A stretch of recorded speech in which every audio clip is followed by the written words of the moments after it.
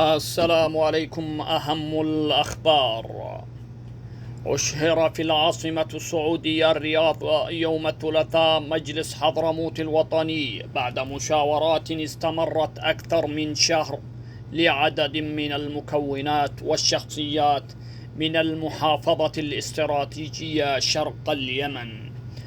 وضمت المشاورات أكثر من 70 شخصية من ممثلي شخصيات وكيانات سياسية وقبلية وبرلمانيون وأكاديميون.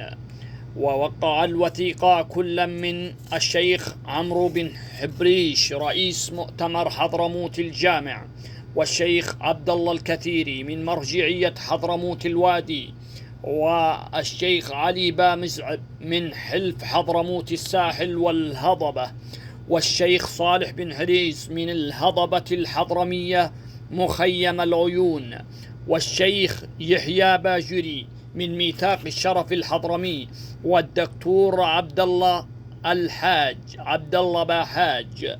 وأكثر الخاسرين من ميلاد هذا الكيان الحضرمي هم المجلس الانتقالي وعضو المجلس الرئاسي عن حضرموت فرج البحسني، والذي أعلن انضمامه إلى المجلس الانتقالي الشهر الماضي.